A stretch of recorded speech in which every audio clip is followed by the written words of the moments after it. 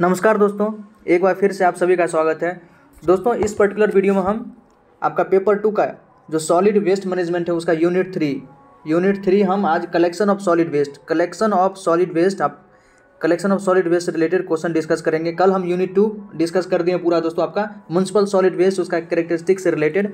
आज हम collection of solid waste, refuse collection system, commercial wastage, transfer station, collection recycle और material, litter and street cleanliness, design of collection system, इससे related जो भी question बन सकता है दोस्तों वो सारा क्वेश्चन हम यहाँ डिस्कस करेंगे। साथ ही साथ उसका कॉन्सेप्ट भी डिस्कस करेंगे। ओके, तो ये स्टार्ट करते दोस्तों पेपर 2 का आपका यूनिट 3। फर्स्ट क्वेश्चन है collection frequency of solid waste does not depend on. Collection frequency मतलब सॉलिड वेस्ट को हम जो लोग जो सॉलिड वेस्ट को कलेक्ट करने के लिए आते हैं म्युनिसिपल से, ओके, तो उसका जो सॉलिड वेस्ट का जो कलेक्शन है वो किस पे डिपेंड नहीं करेगा। उसका जो फ्रीक्वेंसी है मतलब आवृत्ति, हो सकता है कोई डेली आए, कोई मतलब सप्ताह में आता है, कोई एक दिन में ही 2-3 बार आ जा सकता है दोस्तों। तो ये सब किस चीज़ पर डिपेंड नहीं करता है। तो देखिए, फ्यूल कंजम्पशन पर, क्लाइमेटिक कंडीशन पर बिल्कुल डिपेंड करेगा, कोस्ट पर डिपेंड करेगा, कंटेनर्स पर डिपेंड करेगा, फ्यूल कंजम्पशन पर डिपेंड नहीं करता है। ऑल राइट, देखिए इसका पीछे कंसेप्ट क्या है। तो climatic conditions and requirement of locality, जो आपका क्लाइमेटिक कंडीशंस है और requirement of locality as well as containers and cost determine the collection frequency. ये सब कलेक्शन फ्रीक्वेंसी को डिटरमाइन करता है, ध्यान रखिएगा। क्लाइमेटिक कंडीशंस, आपका जो लोकेशन कहाँ पर है, उसके बाद कंटेनर्स का साइज क्या हो सकता है, ओपन कंटेनर है या क्लोज कंटेनर है, और साथ ही साथ कोस्ट, ये सब कोस्ट भी इसको कलेक्शन फ्रीक्वेंसी को डिसाइड करता है। देखिए, in hot and humid climate for example solid waste must be collected at least twice a week. देखिए, जहाँ पर जब हॉट एंड ह्यूमिड क्लाइमेट हो, ओके, या कह सकते हैं रेनी सीजन और जो समर सीजन का दोनों का जो ट्रांजिशन जोन होता है, उन दिनों एटलीस्ट ट्वाइस ए वीक जो कलेक्शन होना चाहिए वो सप्ताह में कम से कम 2 बार होना चाहिए।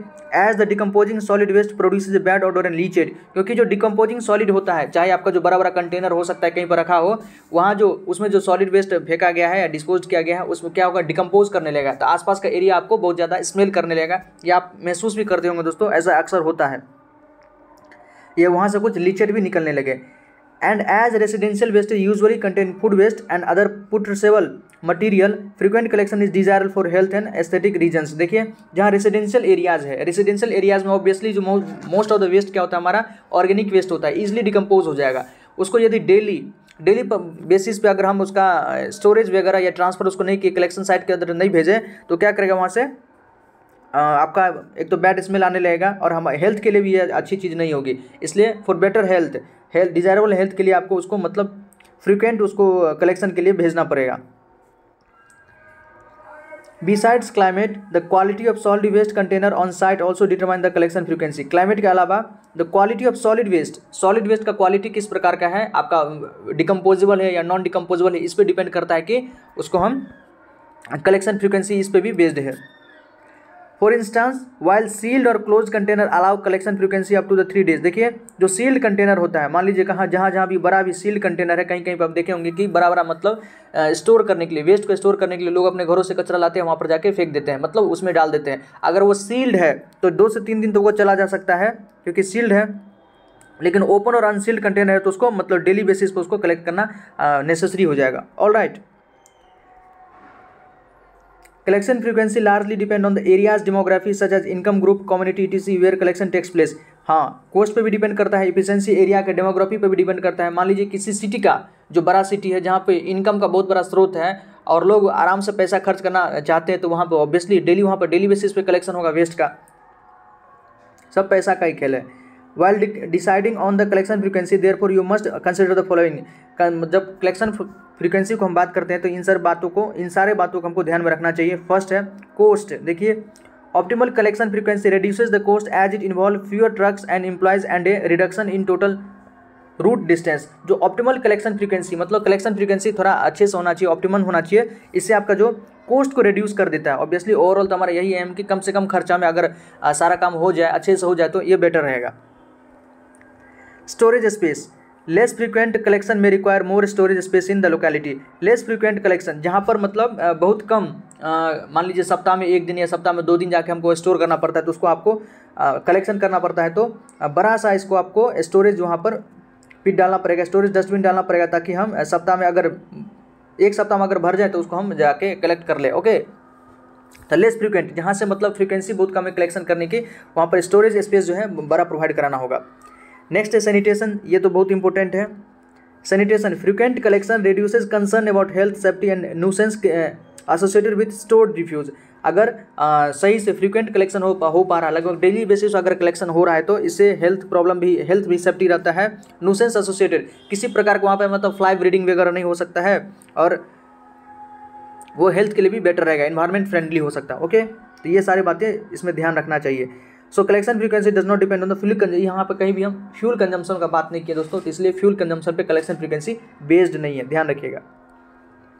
नेक्स्ट इंपॉर्टेंट क्वेश्चन है, consider the guidelines for the collection of route. देखिए, रूट के सिलेक्शन के लिए, हम रूट मतलब मार्ग के चयन के लिए किस प्रकार का गाइडलाइंस, कुछ गाइडलाइंस दिया गया है। देखिए कौन सा इसमें से सही आपको बताना है। रूट के सिलेक्शन के लिए मतलब किस रूट से हमें जाना चाहिए, या जो भी कलेक्ट करने के लिए जाते हैं उनको किस रूट को फॉलो करना चाहिए ताकि उनके लिए बेटर हो।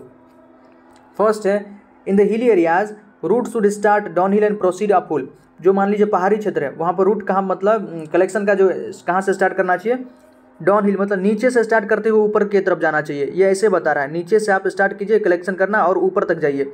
ये तो बिल्कुल मतलब औचित्य नहीं दोस्तों, बिल्कुल औचित्य नहीं है। मान लीजिए आप यहाँ से स्टार्ट करना शुरू कर रहे हैं, पहाड़ी इलाका, एक तो पहाड़ी इलाका है, ढलान है ज़्यादा, और नीचे से यदि आप वेस्ट को स्टोर करके ऊपर ले जा रहे हैं तो ऑब्वियसली ऊपर में तो कोई बड़ा ऐसा डिस्पोजल फैसिलिटी भी नहीं होता है, पहाड़ों पर थोड़ी होता है, नीचे ही होता है। जो भी मतलब डिस्पोजल फैसिलिटी वगैरह, लैंडफिल वगैरह सब नीचे ही बनाते हैं, तो एक तो वहाँ से कट जाएगा। दूसरी बात, यदि आप नीचे से स्टोर करके जाते हैं, ऊपर नीचे से कलेक्ट करके ऊपर की तरफ जाते हैं, तो आप जो भी आपका वैन है, व्हीकल है, वो हैवी होते जाएगा, उसका वेट हैवी होते जाएगा, तो ऊपर चढ़ना थोड़ा मुश्किल हो जाएगा। तो ये भी मतलब ये बेस्ट तरीका नहीं है। बेस्ट तरीका क्या होता है कि आप ऊपर से नीचे की तरफ आ रहे हो, ऊपर से कलेक्ट करते हुए नीचे की तरफ आ रहे हो, उसमें आपको दो सुविधा हो जाएगा। आपका मतलब जो वेस्ट है वो भी व्हीकल पे उसको किसी प्रकार का असर नहीं होगा, और दूसरी बात डिस्पोजल फैसिलिटी यूजुअली नीचे ही होता है, लो लाइंग एरिया पर होता है, तो वहाँ पे आपको मतलब आसानी से पहुँच भी हो जाएगा। ओके, तो फर्स्ट तो इनकरेक्ट है। सेकंड है, waste from congested areas should be collected either early in the morning और एट लेट नाइट। ये अच्छा है। जो कंजेस्टेड एरिया, मान लीजिए दिल्ली वगैरह एरिया है दोस्तों, जहाँ पर आप जानते हैं कि मॉर्निंग में थोड़ा बहुत शांत रहता है, उसके बाद 10-11 बजे के बाद जो लोग ऑफिस निकलने लगते हैं या अपने कामों पर जाने लगते हैं, तो मानो लगता है कि डेली सड़कों पर महाभीड़ है दोस्तों, लोगों का इतना मतलब वहाँ पॉपुलेशन डेंसिटी तो सबसे ज़्यादा ही आप जानते हैं, 11,000 प्रति व्यक्ति पर किलोमीटर है। वहाँ पर कितना ज़्यादा पॉपुलेशन डेंसिटी आप समझ सकते हैं। तो वहाँ पर आप दोपहर के समय या कह सकते हैं कि आफ्टरनून बाद में वहाँ पर कलेक्ट करना थोड़ा डिफिकल्ट हो जाएगा, तो मॉर्निंग आवर में वहाँ पर कलेक्ट किया जा सकता है। तो जो भी कंजेस्टेड एरिया है वहाँ पर या तो मॉर्निंग में या लेट नाइट में वेस्ट को कलेक्ट किया जाना चाहिए। ओके, तो सेकंड सही है हमारा। हमसे पूछ रहा है कौन सा सही है, तो ओनली बी ओनली सही है दोस्तों। इसको और अच्छे से समझते हैं। Guidelines for selection of route. देखिए रूट के चयन के लिए, मार्ग चयन के लिए कुछ गाइडलाइंस है, कौन कौन है देखते हैं। There is no universal set of rules available for the optimisation of route that can be applied for every situation. देखिए इसका तो कोई यूनिवर्सल रूल तो है नहीं, जहाँ मतलब जैसा सिचुएशन हो, नहीं तो मतलब रास्ते देख के, परिस्थिति देख के अनुसार मतलब वैसा वहाँ पर करना चाहिए। तो ये तो ऑब्वियसली अच्छा लाइन्स है। नेक्स्ट है, in general the layout of collection route involves a series of trials. जो कलेक्शन रूट का है या सिलेक्शन रूट के लिए, सिलेक्शन के लिए जो उसमें क्या शामिल है, तो ट्रायल देखिए। आप मान लीजिए इस रास्ते से जा रहे हैं, या ऐसा करने से आपको मतलब देख, और दूसरा तरीका अपनाने पर किस में बेटर फील होता है, किस में कंफर्टेबल होता है, किस में फ्यूल कंजम्पशन कम होता है, किस में आपका कॉस्ट कम पड़ता है, इन सारी बातों को ध्यान रखना चाहिए। तो ये मतलब बार बार अगर ट्रायल करते हैं तो उससे हमें पता चल जाता है। The following guidelines should be taken into consideration in the selection routes. अगर रूट का हम सिलेक्शन कर रहे हैं तो कुछ बातों का ध्यान रखना चाहिए। फर्स्ट है, existing policies related to the collection point and frequency of collection should be followed. Existing policies related to the collection point, जो कलेक्शन पॉइंट का पहले से कुछ पॉलिसी है उसको ध्यान में रखकर काम करना चाहिए। Equipment and staff should be commensurate to the requirement. जो हमारा इक्विपमेंट हो और स्टाफ होना चाहिए वो हमारे रिक्वायर्ड आवश्यकता के अनुसार, आवश्यकता के अनुरूप दोस्तों वो मतलब उसको फुलफिल करना चाहिए। Route should be layout so that they begin and near arterial street using topographical and physical barriers as route boundaries. मतलब रूट थोड़ा एकदम अच्छा होना चाहिए, मुख्य मार्ग से सटा होना चाहिए, जो भी हो नियर हो मुख्य मार्ग से, ताकि आसानी से हम कलेक्ट करके उसको डिस्पोजल फैसिलिटी तक पहुँचा सकें।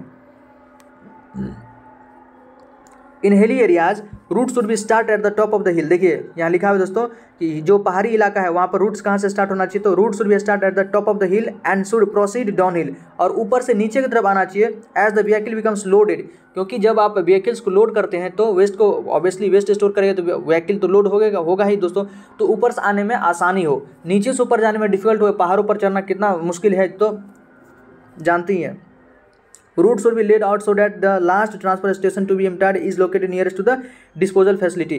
रूट इस प्रकार का होना चाहिए कि आपका जो लास्ट जो स्टोर जो मान लीजिए दोस्तों ये बहुत सारा घर है ओके, और आपका डिस्पोजल फैसिलिटी यहाँ हो रहा है तो आपको इधर से चलना चाहिए ताकि आपका जो लास्ट यहाँ से स्टोर कर रहे हैं ये आपका डिस्पोजल फैसिलिटी के नज़दीक हो ओके, जहाँ पर आप डिस्पोज कीजिएगा वेस्ट को उसके नज़दीक हो। अगर आप उल्टा इधर से शुरू करते हैं तो ऑब्वियसली यहाँ से यहाँ को आपको जाना पड़ता, फिर वापस आपको आना पड़ता, इसलिए जो लास्ट हमारा स्टोरेज पॉइंट है वो डिस्पोजल फैसिलिटी के नियर होना चाहिए। Waste from congested area should be collected either early in the morning और लेट नाइट। जो हमारा कंजेस्टेड एरिया है उससे वेस्ट हमको या तो सुबह में ले लेना चाहिए या रात में स्टोर करना चाहिए, कलेक्ट करना चाहिए। Sources at which a large quantity of waste is generated should be serviced during the first part of the day. जहाँ से बहुत ज़्यादा लार्ज स्केल में वेस्ट जनरेट हो रहा है तो उसको फर्स्ट आवर में ही वेस्ट को कलेक्ट कर लेना चाहिए। Scattered transfer station where small quantity of solid waste are collected should be serviced during one trip। जो scattered transfer stations है मतलब इधर उधर है, कुछ वहाँ पर है कुछ वहाँ पर कुछ वहाँ पर है, तो उसको during one tour एक ही ट्रिप में मतलब सबको ले लेना चाहिए, ये कुछ गाइडलाइंस है। नेक्स्ट क्वेश्चन इंपॉर्टेंट क्वेश्चन है, choose the correct sequence in resource recovery for mixed solid waste. जो हमारा mixed solid waste, obviously solid waste दोस्तों इसमें तो सब चीज़ क्या होता है मिक्स्ड होता है, उसमें से हमको रिसोर्स का रिकवरी करना है, बहुत सारे संसाधन उसमें होते हैं। ऑब्वियसली आपके लिए तो वेस्ट है लेकिन किसी के लिए दोस्तों वो बेस्ट बन सकता है, किसी वो उससे कोई अपना वेल्थ जनरेट कर लेता है, और होता ही है बहुत सारा आदमी का जो मतलब वेल्थ का बड़ा इनकम आपका वेस्ट है ओके, वेस्ट से वो आपको वेल्थ जनरेट करते हैं। तो उसमें कह रहा है कि उसमें सीक्वेंस क्या है, आपको सीक्वेंस बताना है। तो सबसे पहले स्क्रीनिंग करना होगा दोस्तों। स्क्रीनिंग मतलब हम सारे को सेग्रीगेट कर लेते हैं अलग अलग पार्ट में, कुछ बड़ा है कुछ छोटा है, प्लास्टिक है, वेट है, ड्राई वेस्ट है, सबको स्क्रीनिंग करते हैं। देन श्रीडर, उसका बाद श्रीडर का इस्तेमाल करते हैं। मान लीजिए हम सारे वेस्ट को हम स्क्रीन कर लिए दोस्तों, सबको हम सेग्रीगेट कर लिए तो श्रीडिंग करते हैं, मतलब जो अगर बड़ा साइज का उसको साइज हम छोटा करते हैं। After then magnetic separation, magnetic separation में हम जो फेरस है नॉन फेरस है, मतलब कुछ ऐसा मटेरियल होता है जिसमें आयरन का कंपोनेंट होता है या मैग्नेटिक मटेरियल होता है तो उसको हम आयरन वाले को अलग कर देते हैं, जो नॉन फेरस है उसको हम अलग कर लेते हैं। देन आफ्टर है एयर क्लासीफायर। एयर क्लासीफायर भी सेग्रीगेट करने का एक बेहतरीन तरीका है, इंडस्ट्रियल वे है, इंडस्ट्रियल टाइप में इसका यूज़ होता है दोस्तों। तो ये हमारा टेक्निक यूज होना चाहिए आपका। सबसे पहले screening, then shredder, then magnetic separation, then air classifier. ध्यान रखिएगा एज इट इज एग्जाम में क्वेश्चन पूछा जा सकता है। देखिए component separation is necessary operation in which the waste component are identified and sorted either manually or mechanically to aid further processing. हम component का सेपरेशन करते हैं, जो भी हमारा वेस्ट है उसको सेग्रीगेट करते हैं ताकि आइदर मैनुअली कर सकते हैं, मतलब बहुत जगह तो मैनुअली ही होता है, या मैकेनिकली मशीन के थ्रू भी कर सकते हैं ओके, ताकि उसका जो फर्दर प्रोसेसिंग हो थोड़ा उसमें आसानी हो, अच्छे से हो जाए। This is required for the, इसका आवश्यकता क्यों पड़ी, तो recovery of valuable material for recycling, ताकि वहाँ से जो वैल्यूएबल मटेरियल कुछ आ रहा है उसका हम आसानी से रिसाइकलिंग कर सकते हैं। Preparation of solid waste by removing certain component prior to incineration, energy recovery, composting and biogas production. बहुत सारा उसमें ऐसा मटेरियल होता है जिसको इंसिनरेशन की आवश्यकता होती है, उसको इंसिनरेशन में भेज देंगे, कुछ से एनर्जी हम जनरेट कर सकते हैं, कुछ से हम कंपोस्ट बना सकते हैं, बायोगैस बना सकते हैं। तो इन सब चीज़ों में हम अगर वेस्ट को हम सेग्रीगेट कर लेते हैं मैनुअली या मैकेनिकली तो ये हमारे लिए आसान हो जाएगा। इसलिए जो करेक्ट सीक्वेंस है वेस्ट रिकवरी का वो आपका सबसे पहले स्क्रीनिंग होना चाहिए, then shredder, then magnetic separation and then after air classifier okay. देखिए आप सबको समझते हैं दोस्तों स्क्रीनिंग क्या होता है, श्रीडिंग क्या होता है, सबको अच्छे से समझ लेते हैं ताकि क्वेश्चन यदि ऐसे आए तो आपको छूटे नहीं। Screening is the most common form of separating solid waste depending on their size by the use of one और मोर स्क्रीनिंग सर्फेसेज। देखिए स्क्रीनिंग सबसे मतलब कॉमन फॉर्म है वेस्ट को सेग्रीगेट करने का। इसमें क्या होता है साइज के बेसिस पे हम वेस्ट को सेपरेट करते हैं okay. Screening has number of applications in solid waste resource and energy recovery system. इस स्क्रीनिंग का बहुत सारा एप्लीकेशंस हैं आपको वेस्ट रिसोर्स में और एनर्जी रिकवरी सिस्टम में। Screen can be used before और आफ्टर श्रीडिंग। स्क्रीन को हम श्रीडिंग से पहले और बाद में भी कर सकते हैं, मतलब एक तो श्रीडिंग से पहले स्क्रीनिंग कर लीजिए और श्रीडिंग करने के बाद अब जब वेस्ट का साइज को रिड्यूस कर दिए तो उसके बाद भी हो सकता है कि बहुत सारा वेस्ट आपस में मिक्स्ड है तो उसके लिए भी हम स्क्रीनिंग का यूज़ कर सकते हैं। तो दो स्क्रीनिंग का यूज़ दोस्तों आपको पहले भी और बाद में भी किया जा सकता है, ध्यान रखिएगा। The most commonly use screens are rotary drum. ये क्वेश्चन पूछा जा सकता है कि हम स्क्रीनिंग के लिए किसका यूज़ करते, तो रोटरी ड्रम का हम इस्तेमाल कर सकते हैं। Rotary drum screens and various form of vibrating screen. देखिए रोटरी ड्रम स्क्रीन और वाइब्रेटिंग स्क्रीन इक्विपमेंट है, मतलब कह सकते हैं कि औजार है, डिवाइस है। इसका यूज़ हम वेस्ट को मैनुअली या मैकेनिकली सेपरेट करने के लिए, सेग्रीगेट करने के लिए इस्तेमाल करते। तो रोटरी ड्रम स्क्रीन और वाइब्रेटिंग स्क्रीन आपसे एग्जाम में डायरेक्ट पूछा जा सकता है कि इसमें से कौन आपका स्क्रीनिंग का एग्जाम्पल है। तो रोटरी ड्रम स्क्रीन और वाइब्रेटिंग स्क्रीन्स। साइज रिडक्शन और श्रेडिंग, ये भी इंपॉर्टेंट है। इसमें हम क्या करते हैं, साइज को रिड्यूस करते हैं। This is required to convert large size wasted into smaller pieces. जो बड़ा वेस्ट है हमारा उसको हम छोटे टुकड़ों में इसको हम कन्वर्ट करते हैं। Size reduction helps in obtaining the final product in reasonably uniform and considerably reduce size in comparison to the original form. उसको साइज को हम छोटा कर देते हैं। साइज छोटा करना दोस्तों बहुत ज़्यादा जरूरी हो जाता है, क्योंकि आपने पहले भी पढ़ा होगा कि हम जब साइज छोटा कर देते हैं तो कंपोस्टिंग आसान हो जाता है। Note that the size reduction does not necessarily imply volume reduction, and this must be factored into the design and operation of solid waste management system as well as in the recovery of materials for use and conservation energy। मतलब shredding करने के बाद हम उसको जो हमारा materials है उसका हम रिसोर्स जो है उसके अंतर्गत उसका हम सही से इस्तेमाल भी कर लेते हैं और एनर्जी के प्रोडक्शन में उसका बेहतरीन तरीके से यूज़ हो पाता है। मैग्नेटिक सेपरेशन इंपॉर्टेंट है। The most common method by recovering ferrous scrap from shredded solid waste involve the following magnetic separation recovery system. Magnetic separation हम यही जो कुछ फेरस होता है कुछ नॉन फेरस होता है, तो फेरस को हम अलग सेपरेट कर देते हैं और नॉन फेरस को अलग हम सेपरेट कर लेते हैं। ये हमारा मैग्नेटिक सेपरेशन है। Ferrous material are usually recovered either after shredding और बिफोर आफ्टर क्लासिफिकेशन। देखिए जो हमारा मैग्नेटिक सेपरेशन है उसको हम श्रेडिंग से पहले भी कर सकते हैं या एयर क्लासीफायर के बाद भी कर सकते हैं। When waste are mass fired in incinerator, the magnetic separator is used to remove the ferrous material from the incinerator residue. Magnetic recovery system has also been used as a landfill disposal sites। जो magnetic recovery system होता है वो हम landfill site पे भी use कर सकते हैं। आपने देखा भी होगा दोस्तों, बहुत सारे जो रैग पिकर होते हैं जो कचरा बीनते हैं वो क्या होता है, मैग्नेट रखते हैं और मैग्नेट को बहुत सारा मैग्नेट रखते हैं, फेंक देते हैं कहाँ पर, आपको वेस्ट पर फेंक देते हैं जहाँ कचरों का ढेर होता है। और उसमें बहुत सारा जो लोहा से बना हुआ चीज़ हो सकता है, आपका नट बोल्ट हो सकता है, जो घरों में हम मशीन में अधिकतर यूज किया जाता है, नट बोल्ट वगैरह, और लोहा का बहुत सारा चीज़ जो बना हुआ होता है उसको वो वहाँ से लेते हैं और जाके फिर किलो के भाव से लोहा वगैरह को बेच देते हैं। तो उनके पास भी ऐसा व्यवस्था रहता है। तो वही लैंडफिल साइट से भी हम वहाँ पर मैग्नेटिक सेपरेशन हम कर सकते हैं। The specific location where ferrous material are recovered will depend on the objective to be achieved. देखिए हम कहाँ पर वेस्ट को फेरस मटेरियल को रिकवर कर सकते हैं, तो हमारा उद्देश्य क्या है, किस चीज़ को हमको अचीव करना है, उससे अनुसार हम करेंगे। Such as reduction of wear and tear on processing and separation equipment, degree of product purity achieved and the required recovery efficiency, इन सारी चीज़ों पर डिपेंड करेगा। एयर क्लासीफायर, ये बहुत इंपॉर्टेंट है दोस्तों, इसको समझते हैं एयर क्लासीफायर क्या होता है। This technique has been in use for a number of years in industrial operations for segregating various components from a dry mixer। देखिए इसका इस्तेमाल इंडस्ट्रियल ऑपरेशंस में बहुत दिनों से, बहुत पहले से किया जा रहा है। ओके, देखिए कहाँ पर, तो इंडस्ट्रियल ऑपरेशंस में लंबे समय से इसका इस्तेमाल किया जा रहा है। किसको सेपरेट करने के लिए, ड्राई मिक्सर। बहुत सारा जो वेस्ट आपस में जो ड्राई मिक्सर है हमारा वेस्ट का वो भी ड्राई हो तो उसको हम सेपरेट करने के लिए एयर क्लासीफायर का यूज़ करते हैं। ध्यान रखिएगा, ड्राई, इसी ड्राई को आपको वेट कर देगा तो वहाँ पर गलत हो जाएगा। Dry mixer. Air separation is primarily use to separate lighter material from heavier. जो हेवियर मटेरियल है, हेवियर ड्राई मटेरियल है, उसको हम, जिसको इनऑर्गेनिक मटेरियल भी हो सकता है आपको, तो हेवियर से हम स्मॉलर को या कह सकते हैं लाइटर को, जो भारी है, भारी और हल्का को सेपरेट करने के लिए, सेग्रीगेट करने के लिए हम एयर क्लासीफायर का यूज़ करते हैं। द लाइटर मटेरियल में इंक्लूड प्लास्टिक्स। लाइटर में आपका क्या क्या हो सकता है, प्लास्टिक हो सकता है, ऑब्वियसली ये सब ड्राई होता है, पेपर हो सकता है, पेपर प्रोडक्ट हो सकता है, कुछ और ऑर्गेनिक मटेरियल हो सकता है। Generally there is also a need to separate the light fraction organic material from the conveying air stream which is usually done in the cyclone separator. In this technique the heavy fraction is removed from the air classifier, that is equipment used to air separation, to the recycling stage or to land disposal as appropriate। ताकि हम जो heavier है, जो हमारा lighter है, सबको अलग अलग हम अगर अच्छे से हम सेपरेट कर लेते हैं तो बाद में हम उसका हम लैंड डिस्पोजल में भी अच्छे से यूज़ कर पाएंगे। द लाइट फ्रैक्शन में भी यूज्ड विथ और without further size reduction as fuel for incinerator as compose compost material there are various types of classifier commonly used, some of which are listed below. देखिए जो light fraction में जो हमारा waste निकलेगा उसका हम use कर सकते हैं, इंसिनरेटर में यूज़ कर सकते हैं, कंपोस्ट मटेरियल वगैरह में यूज़ कर सकते हैं। ओके, जिसका ऑब्वियसली ऑर्गेनिक मटेरियल ज़्यादा होगा तो कंपोस्ट में यूज़ कर लेंगे, और जिसमें कह सकते हैं कि जिसका कैलोरीफिक वैल्यू ज़्यादा होगा उसका हम इंसिनरेटर में यूज़ कर लेंगे दोस्तों। ओके, कुछ आपका दिया हुआ है यहाँ पर एयर क्लासीफायर का एग्जांपल, जैसे convenient chute type air classifier है, जिगजैग एयर क्लासीफायर और ओपन इनलेट वाइब्रेटर टाइप है।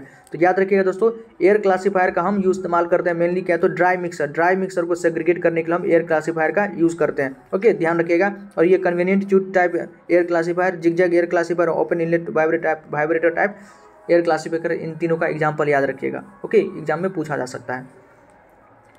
नेक्स्ट क्वेश्चन देखते हैं।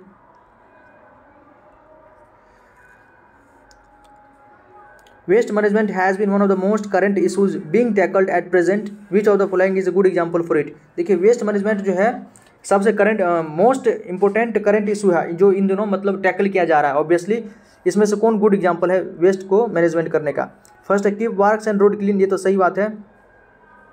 Use less water to clean vessels, ये भी सही बात है। रिसाइकल नॉन बायोडिग्रेडेबल वेस्ट और reduce use of electronic waste, ये सब तो हो ही रहा है दोस्तों। लेकिन जो सबसे ज़्यादा जो इंपॉर्टेंट टॉपिक है जो बीइंग टैकल्ड मतलब जो बहुत ज़्यादा चर्चा वगैरह में रहता है, तो यह सबसे परेशानी वाली कह सकते हैं को, ये आपका रिसाइकल नॉन बायोडिग्रेडेबल मटेरियल। जो हमारा नॉन बायोडिग्रेडेबल मटेरियल है उसको कितना बेहतरीन तरीके से हम रिसाइकल कर सकते हैं, ऑब्वियसली क्योंकि यही हमारे लिए पॉल्यूशन क्रिएट करेगा। अल्टीमेटली हमारे लिए जो अगर कह सकते हैं कि हमारे जान पर जोखिम है कौन, तो ये हमारा नॉन बायोडिग्रेडेबल मटेरियल है। यही दोस्तों मतलब अल्टीमेटली यदि इसको छोड़ दिया जाए नेचर में तो हमारे इन्वायरमेंट को ख़राब कर सकता है, हेल्थ प्रॉब्लम कर सकता है, एनिमल के लिए ह्यूमन के लिए कर सकता है, सब के लिए। और सबसे ज़्यादा अगर प्रॉब्लमेटिक चीज़ है तो आपका नॉन बायोडिग्रेडेबल मटेरियल है, वेस्ट है। तो इसका हम किस प्रकार से रिसाइकल कर सकें, ये करंट इशू में बहुत ज़्यादा वेस्ट मैनेजमेंट का करंट इशू है। ओके, थर्ड देखिए as per the solid waste management rules 2016 in India waste generator would now have to now segregate waste into 3 streams. मतलब जो सॉलिड वेस्ट मैनेजमेंट रूल्स 2016 है उसके अंतर्गत क्या लिखा गया है कि जो भी वेस्ट जनरेटर है मतलब जहाँ से घरों से भी वेस्ट जनरेट होता है उनको वेस्ट को 3 पार्ट में सेग्रीगेट करना पड़ेगा। फर्स्ट है बायोडिग्रेडेबल ड्राई, पहला तो आपको बायोडिग्रेडेबल में जिसको हम ग्रीन डस्टबिन में यूज़ करते हैं दोस्तों। बायोडिग्रेडेबल के लिए ग्रीन डस्टबिन आपके यहाँ जो भी आपके मोहल्ले वगैरह में अगर कोई आता होगा म्यूनसिपल वाले का जो अगर गाड़ी आता है जो वेस्ट को कलेक्ट करने के लिए, देखिएगा ग्रीन और ब्लू कलर का उसमें बना रहता है। तो ग्रीन में क्या करना रहता है, तो बायोडिग्रेडेबल चीज़ों को हमको डालना रहता है उसमें, और जो हमारा ब्लू है उसमें हमारा ड्राई वेस्ट को डालना होता है। लेकिन आदमी तो जाके किसी में कोई भी डाल देता है, क्योंकि वो लेने वाला भी शायद उसके पास उतना नॉलेज तो होता ही होगा लेकिन वो उतरता भी नहीं है। अपना वो गाना बजाते हुए आया, कचरा वाला है, गाड़ी वाला है तो कचरा निकाल, आगे निकल जाता है। उसको भी इतना फुर्सत नहीं है कि आपको वहाँ पर कहे आप कि आप अलग अलग इसको सेपरेट कीजिए, बस वो कुछ नहीं करता है। ड्राई में अंदर है आपका plastic waste, paper, wood, metal हो सकता है, और डोमेस्टिक हैजार्डस वेस्ट भी अलग अलग मतलब 3 पार्ट में बोला है कि जो सॉलिड वेस्ट मैनेजमेंट रूल्स है उसमें 3 पार्ट में बोला है को सेग्रीगेट करना है ऑन साइट घर पे ही। पहला तो बायोडिग्रेडेबल, दूसरा आपका ड्राई वेस्ट में आपका plastic, paper, wood, metal would हो सकता है, और तीसरा जो डोमेस्टिक हैजार्डस वेस्ट हो सकता है इसमें आपका अंदर डायपर्स है, नैपकिन है, मॉस्किटो रिपेलेंट ये हो सकता है, क्लीनिंग एजेंट है, इसको अलग अलग सेपरेट कीजिए। Before handling over to the collector को हैंड ओवर करने से पहले इसको तीनों को आपको अलग अलग सेपरेट करना पड़ेगा। हमने बार बार इंदौर का एग्जांपल दिया दोस्तों, उन्होंने 6 पार्ट में दोस्तों 6 अलग अलग कैटेगरी में वेस्ट को मतलब सेग्रीगेट किया है, तब जाके वो कहीं आज बेहतर स्थिति में है। The order of waste management hierarchy from most to least favoured, देखिए मोस्ट टू लीस्ट फेवर्ड हमारा जो हायरची क्या हो सकता है, सबसे पहले प्रिवेंशन। ओके, ऑब्वियसली हम क्या करेंगे, कोशिश करेंगे कि हम वेस्ट को जनरेट ही ना करें या उसको रोके, रिड्यूस करें, प्रिवेंशन है। देन है रीयूज़, अगर हम रीयूज़ कर सकते हैं ये भी अच्छा तरीका है। देन रिसाइकल, देन रिकवरी, और अल्टीमेटली तो हमारा क्या है तो डिस्पोजल है, जब कुछ नहीं हुआ तो डिस्पोजल। ये लिस्ट है दोस्तों, लिस्ट डिजायरेबल हमारा पूछेगा तो आपका डिस्पोजल है, सबसे बेहतरीन तरीका हमारा प्रिवेंशन है। ऑलराइट,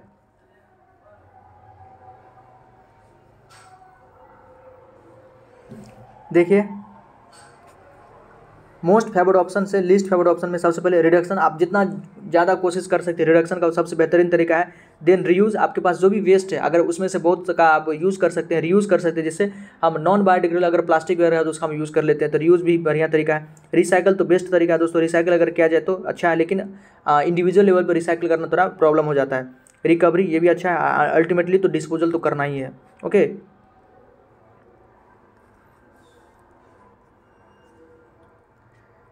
नेक्स्ट क्वेश्चन है for collection route design of solid waste which of the following appropriate is a mathematical model. For collection route design मतलब कलेक्शन रूट डिजाइन के लिए सॉलिड वेस्ट के लिए इसमें से कौन सा एक मैथमेटिकल अप्रोच है, आपको बताना है। मैथमेटिकल अप्रोच कौन है दोस्तों, तो डिटर्मिनिस्टिक अप्रोच, ये ध्यान रखिएगा, स्टैंडर्ड क्वेश्चन है। डिटर्मिनिस्टिक अप्रोच आपका मैथमेटिकल मॉडल अप्रोच है आपका सॉलिड वेस्ट कलेक्शन जो कलेक्शन करते हैं उसके रूट डिजाइन के लिए। Deterministic approach it is the mathematical model which is use to optimize the collection route design of solid waste. जो हमारा कलेक्शन रूट है उसके डिजाइन के लिए एक मैथमेटिकल अप्रोच अगर पूछे तो क्या है, तो हमारा डिटर्मिनिस्टिक अप्रोच है। हिंदी में भी बस यही है दोस्तों, हिंदी इसका कुछ नहीं हो सकता है, इसका नाम ही है डिटर्मिनिस्टिक अप्रोच या कह सकते हैं जो भी। Heuristic approach it is an approach to problem solving that implies a practical method that is not guaranteed to be optimal. देखिए ये एक प्रॉब्लम सॉल्विंग अप्रोच है जो प्रैक्टिकल तो है लेकिन ये गारंटेड नहीं कि ऑप्टिमल होगा आपके लिए, मतलब ये इसमें कोई गारंटी नहीं कि ये 100% सही होगा। परफेक्ट और rational but is nevertheless sufficient for reaching an immediate short term goal.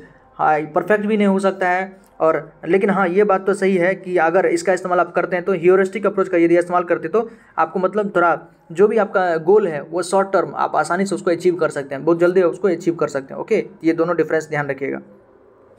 Next है आसान क्वेश्चन है, in solid waste management waste utilization achieved by. हम सॉलिड वेस्ट मैनेजमेंट में किस प्रकार के वेस्ट का हम इस्तेमाल कर सकते हैं। तो देखिए रिकवर, रिक्लेमेशन, रिप्रोड्यूस, दोबारा प्रोड्यूस किए तो आप इस्तेमाल कहाँ किए, रेड्यूस, रिक्लेमेशन एंड रीयूज। दोस्तों रीयूज, रिक्लेमेशन, रिसाइकलिंग ये बढ़िया एग्जांपल है। रिप्रोड्यूस यहाँ भी है, रिप्रोड्यूस यहाँ भी है, तो जहाँ भी रिप्रोड्यूस उसको हटा दीजिए, तो रीयूज कर लीजिए। रिक्लेमेशन ये बहुत बढ़िया तरीका है, देन रिसाइकलिंग अगर कर सकते तो ये भी अच्छा तरीका है। तो हम इस प्रकार से वेस्ट का यूटिलाइजेशन कर सकते हैं।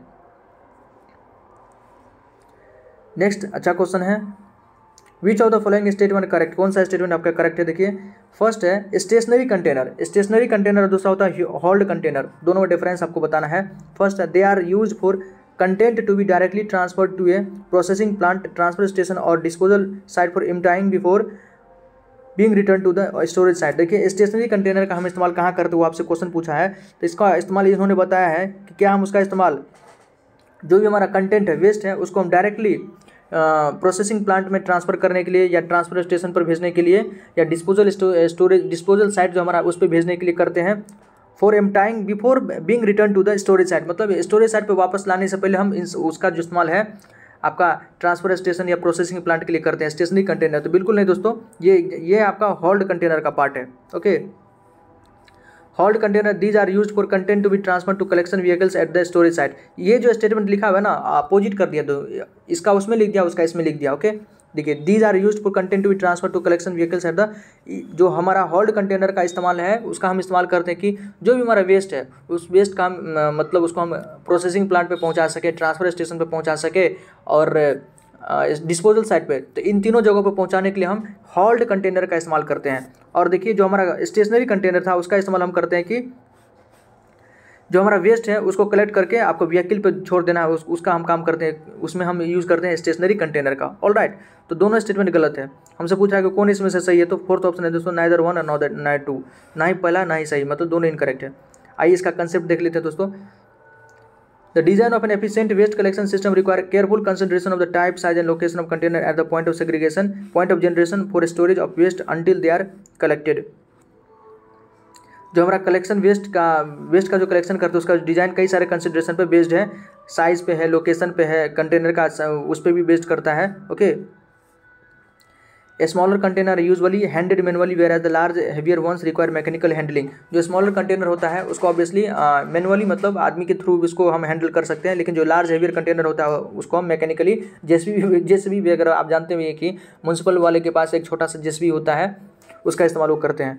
द कंटेनर में fall under either of the following two categories. Container दो प्रकार का हो सकता है, पहला स्टेशनरी कंटेनर, दूसरा है होल्ड कंटेनर। इंपॉर्टेंट है, क्वेश्चन पूछा जा सकता है। स्टेशनरी कंटेनर देखिए These are used for content to be transferred to collection vehicles at the site of storage। देखिए जो हमारा स्टोरेज का साइट है, स्टोरेज साइट से हम उसको कहाँ भेजते हैं, तो कलेक्शन व्हीकल तक। जो कलेक्शन व्हीकल लेने के लिए आता है तो बस स्टोरेज साइट से कलेक्शन व्हीकल में डाल देना। ये हमारा इसमें ये किसका कंटेनर का काम है, तो ये स्टेशनरी कंटेनर का काम है। होल्ड कंटेनर का क्या काम है, these are used for content to be directly transfer to a processing plant. अगर किसी वेस्ट को हमको डायरेक्ट प्रोसेसिंग प्लांट पे भेजना है, ट्रांसफर स्टेशन पे भेजना है या डिस्पोजल साइट पे भेजना है, तो हम वहाँ पे इस्तेमाल करते हैं आपका होल्ड कंटेनर का। ध्यान रखिएगा दोस्तों, दोनों में डिफरेंस है। यदि हम स्टोरेज साइट पर से स्टोरेज जहाँ पर हम वेस्ट स्टोर करके उसको सिर्फ व्हीकल के अंदर डाल दिए, कलेक्शन पॉइंट पे डाल दिए, तो वो हमारा हो गया आपका स्टेशनरी कंटेनर। लेकिन हम जो हमारा वेस्ट है उसको हम जो हमारा कंटेनर है जैसे होल्ड कंटेनर, उसका इस्तेमाल हम लोग करते हैं कि वेस्ट को हम सीधे ट्रांसफर स्टेशन पे, प्रोसेसिंग प्लांट पे या डिस्पोजल साइट पे पहुंचाने के लिए करते हैं। तो वो हमारा कौन सा कंटेनर है? Hold container. ध्यान रखिएगा। देखिए उसी क्वेश्चन दोस्तों हिंदी में बहुत सारे लोग कहते हैं कि हिंदी में, तो ये इसका हम हिंदी बता देते हैं। देखिए कितना हिंदी आपको समझ में आएगा। स्थिर पात्र, स्टेशनरी कंटेनर स्थिर पात्र, भंडारण स्थल पर वापस आने से पहले, जो मतलब स्टोरेज साइट वहाँ पर वापस आने से पहले खाली करने के लिए सामग्री को सीधे प्रसंस्करण संयंत्र, स्थानांतरण स्टेशन या निपटान स्थल पर स्थानांतरित करने के लिए उपयोग किया जाता है। ये तो गलत था। ये किसका काम था? ये ढोए गए पात्र या होल्ड कंटेनर का काम था।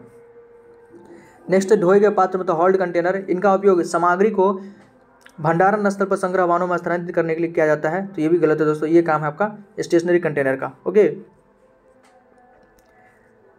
नेक्स्ट क्वेश्चन है the major application of manual loading method in the collection. जो मैनुअल लोडिंग किया जाता है कलेक्शन का, उसका मेजर एप्लीकेशन क्या है? किसका किया जाता है? तो रेसिडेंशियल वेस्ट एंड लीटर, जो हमारा रेसिडेंशियल वेस्ट या लीटर कचरा होता है उसी का हम मैनुअल लोडिंग करते हैं। Okay, industrial commercial waste, hospital waste वगैरह का हम मैनुअल लोडिंग नहीं कर सकते हैं। देखिए करेक्ट आंसर 1 है आपका।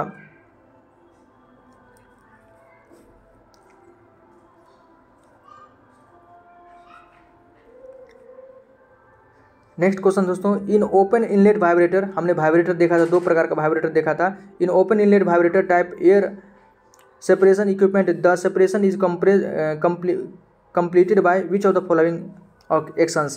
In open inlet vibrator type air separation equipment the separation is completed by which of the following? जो ओपन इनलेट वाइब्रेटर टाइप है उसमें हम जो एयर क्लासीफायर करते हैं, एयर के थ्रू जो सेपरेशन करते हैं, उसमें किस किस का इस्तेमाल करते हैं? तो वाइब्रेशन का, इनर्शियल फोर्स का और एयर प्रेशर तीनों का इस्तेमाल करते हैं दोस्तों। तो all of the above. Open inlet vibrator type, इसका है inertial forces, air pressure. Okay, next question है हमारा, while designing waste collection system for deciding the collection route which factor should not be considered? देखिए collection route जब हम decide करते हैं okay waste collection के लिए, तो कौन सा फैक्टर हमको मतलब किस फैक्टर को हम ध्यान में नहीं रख सकते हैं? तो आपका लेबर कोस्ट को यदि हम ध्यान में ना भी रखें तो हमारा काम हो जाएगा। ओके, बट उसके लिए आपको crew size, container type, collection waste, collection route, ये सबको डिसाइड करना पड़ेगा। लेबर कोस्ट को हम यूजुअली ध्यान में नहीं रखते हैं। ओके, तो लेबर कोस्ट ध्यान रखिएगा दोस्तों। सेकंड आंसर यहाँ करेक्ट है। तो यहाँ पर हम 10 क्वेश्चन तक डिस्कस करते हैं। नेक्स्ट वीडियो में दोस्तों हम और जो क्वेश्चन बाकी है उसको भी हम डिस्कस करेंगे। ओके, अच्छा लगा हो तो प्लीज़ आप वीडियो को लाइक कर सकते हैं, हमारे चैनल को सब्सक्राइब कर सकते हैं। और एग्जाम तो आपका 12 और 13 नवंबर को दोस्तों लगभग कन्फर्म हो चुका है। ओके, फिर भी आप क्या कर सकते हैं? आप अपने स्तर से दोस्तों तैयारी कर सकते हैं। ओके, एग्ज़ाम का डेट बढ़े या मतलब कुछ और हो, पोस्टपोन्ड हो या डेट एक्सटेंड करें, जो तो आपका आयोग का काम है। इस पे आपका कंट्रोल नहीं, आपका कंट्रोल है कि मतलब 12-13 को मान के आप अपनी तैयारी को जितना बेहतर हो उतना बेहतर कर सकें। कोई क्वेरी हो दोस्तों तो कमेंट सेक्शन में पूछ सकते हैं। बहुत बहुत धन्यवाद। जय हिंद।